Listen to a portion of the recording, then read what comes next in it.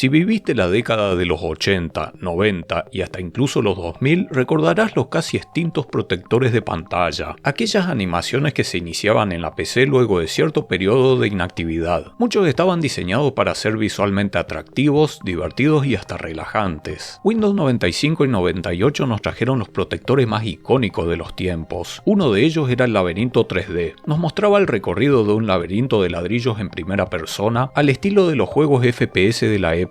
Misterio, la típica casa embrujada con sonidos épicos de terror, un órgano, búhos y una puerta que rechinaba. Pero, ¿cuál era la utilidad de estos protectores de pantalla? ¿Por qué casi no se usan en la actualidad? Aunque resultaban divertidos, su verdadero propósito no era el entretenimiento. En realidad buscaban prevenir un problema de los monitores en aquella época. Quédate que te lo contaré más a fondo luego del mensaje del sponsor. Este video está patrocinado por GVG Mall. En GVG Mall podemos adquirir licencias originales para Windows a precios muy económicos. También encontraremos licencias para Office, distintos programas e incluso videojuegos. De hecho, voy a aprovechar para comprar una licencia de Windows 10 que estoy necesitando. Si aplicamos el código de descuento TU25 obtendremos un 25% de descuento adicional. Y un detalle no menor es que esta licencia sirve incluso si queremos actualizar luego a Windows 11. Pero, ¿cuál es el truco? ¿Por qué son tan baratas estas licencias? Bueno, esto es porque se tratan de licencias OEM. Este tipo de licencias son utilizadas por los fabricantes al vender equipos con Windows ya preinstalado. Su limitación es que se ligan a la placa base de la computadora, pero considerando su precio es un detalle insignificante, sobre todo si no van a cambiar su equipo o la placa por mucho tiempo. Estas licencias son completamente legales y son una excelente opción para tener nuestro Windows activado con todas las actualizaciones que lanza Microsoft. En la descripción y un comentario fijo les dejaré los enlaces y el código de descuento. Muchas gracias a GVG Mall por patrocinar el espacio.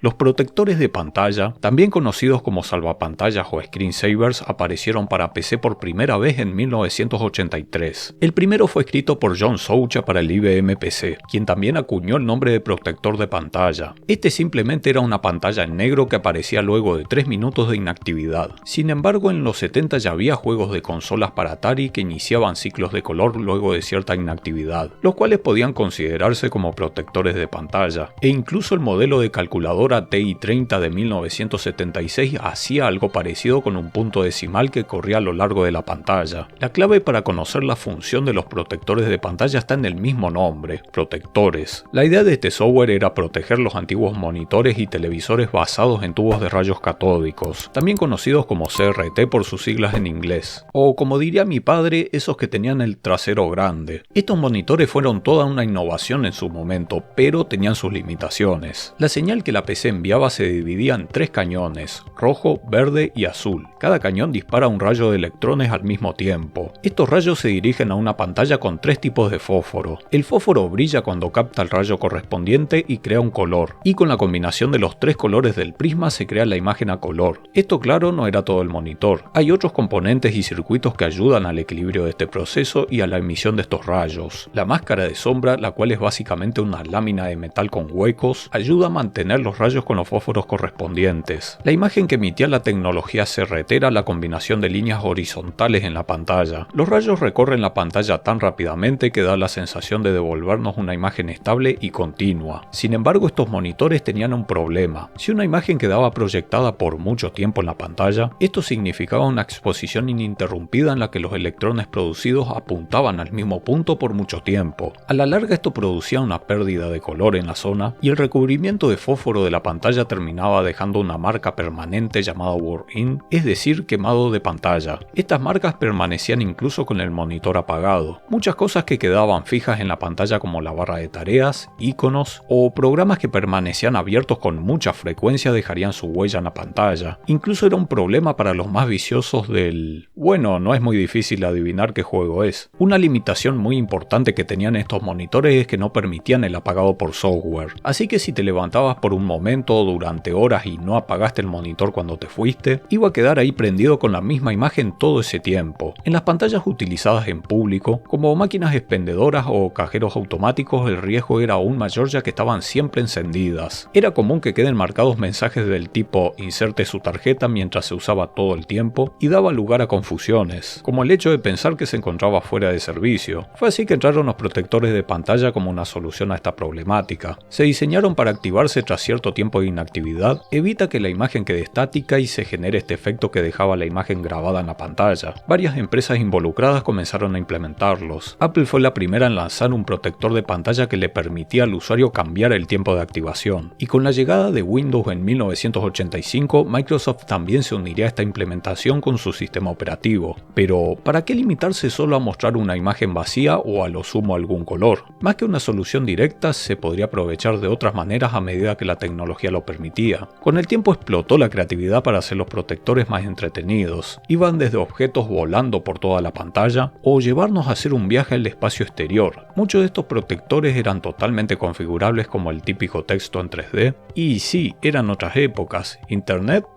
podías pasarte un buen rato mirando y configurando salvapantallas. Uno de los más populares fue el de las tuberías 3D que se iban construyendo a medida que pasaba el tiempo. Y el laberinto 3D en Windows 95 fue una manera de hacer una demostración del uso de la tecnología OpenGL. Incluso era una buena idea para poner a prueba la potencia del procesador y la placa de video. Recuerdo que en mi caso iba como mucho a 2 FPS y con el turbo activado. Uno muy ingenioso que los más informáticos entenderían, aunque era desconocido por nuestras tierras, fue el de Bill Gates rompiendo a mazazos el sistema operativo, dejando a la vista otro escritorio con el panel de control. Cuando terminaba aparecían hormigas, bugs entre comillas, llevándose el resto y dejando solo el símbolo del sistema de MS2. Estos salvapantallas también se aprovecharon para hacer uso de otras funciones, como la de bloquear el sistema operativo mediante una contraseña como medida de seguridad para impedir que otra persona use el sistema operativo cuando el usuario esté ausente. Instalar protectores de pantalla adicionales era bastante fácil, y resulta que al menos en Windows su estructura era simple. En realidad no eran más que unos ejecutables portables, solo que en lugar de usar extensión EXE eran SSR, y la popularidad de los protectores llegó al punto en el que se comercializaron packs disponibles para Windows y Apple Macintosh, como si estuvieras yendo a comprar un videojuego o una película. Uno muy conocido fue After Dark, en el que su salvapantallas más icónico fue el de las tostadoras voladoras. Sí, hasta ese punto había llegado la imaginación. Incluso algunos videojuegos o programas traían protector de pantalla a modo de extra. Y si querías hacerle alguna broma a un amigo, tenías también el que simulaba el pantallazo azul de la muerte para configurárselo a escondidas. De hecho, creo que era de las mejores bromas después de la de pegar una cinta abajo del mouse o dejar el volumen del televisor al máximo y esperar a que alguien lo encienda. Eso sí, había que tener mucho cuidado con esto en internet. En Windows, al ser básicamente archivos ejecutables con una extensión diferente, era un formato que tenía potencial para esconder virus o malwares también. En agosto del 2006, la BBC informó que salvapantallas gratuitos y protectores de pantalla respectivamente eran el primer y tercer término de búsqueda más probable en devolver enlaces con malware.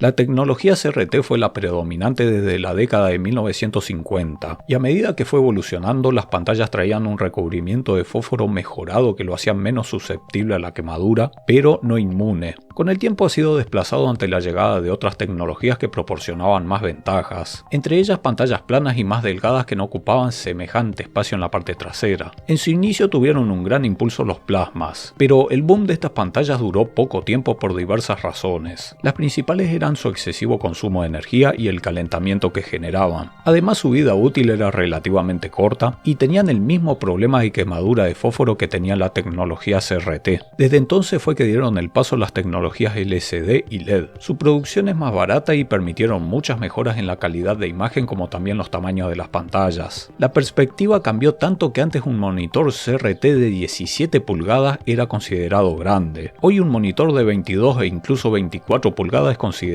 chico por muchos. Estas tecnologías ya no tienen el problema de quemadura de fósforo, por lo que el propósito original de los salvapantallas ha quedado atrás en el tiempo. Pero, ¿qué tan cierto es esto? Varios son los que afirman que las pantallas LCD y LED también tienen este problema. De hecho, yo mismo fui testigo de esto cuando vi televisores LCD que permanecen encendidos las 24/7, en las que quedaron las marcas de un software de cámaras de seguridad aún estando apagados. Si bien este es un efecto parecido, en realidad no es el mismo problema. plasma. En este caso se llama persistencia de imagen. A diferencia de las pantallas CRT y plasma, este efecto tarda mucho más en suceder y no es permanente, por lo cual no deberíamos preocuparnos en las pantallas LCD y LED. Eso sí, la única excepción en las tecnologías actuales son las pantallas OLED, que tienen píxeles individuales vulnerables al agotamiento. Sin embargo, la tecnología OLED se usa más frecuentemente en dispositivos móviles, y aunque su calidad de imagen es superior, las pantallas LCD y LED siguen siendo las más populares y los protectores de pantalla se han vuelto irrelevantes. Con el tiempo se ha generado la falsa creencia de que el término protector de pantallas viene a que nos protege del consumo eléctrico, pero ahora sabemos que esto no es así. El nombre en la actualidad es inapropiado ya que no protegen de nada las pantallas. En realidad es todo lo contrario, usarlo en estos tiempos solo provocaría un consumo eléctrico innecesario. La pantalla ni siquiera consume menos energía que con un uso normal. Además estaríamos deteriorando su vida útil. Si querés ahorrar energía y conservar la vida útil de tu pantalla todo lo posible, lo mejor es simplemente configurar el sistema para que apague la pantalla luego de cierta inactividad, ya que las pantallas actuales permiten el apagado por software. Tampoco tiene mucho sentido usar salvapantallas por otras utilidades con las que venían acompañados. Si es por el bloqueo mediante contraseña, podemos configurar que el sistema lo haga sin necesidad de usar salvapantallas. Y los vestigios que quedaron son principalmente con fines decorativos o de entretenimiento. Algunos TV Box suelen incorporar esta función opcionalmente. También hay distribuciones de Linux que la siguen conservando. Algunos protectores también pueden activar tareas en segundo plano como el análisis de virus o aprovechar algún tipo de actividad útil ante la ausencia del usuario, pero ya no están para cumplir el verdadero propósito por el cual se crearon. Te agradezco por llegar hasta el final. Te invito también a un video en el que cuento lo que pasó con los viejos ayudantes de Office. Déjame tu me gusta, suscríbete y activa la campanita. Muchísimas gracias a los donadores y nos vemos la próxima. Hasta luego.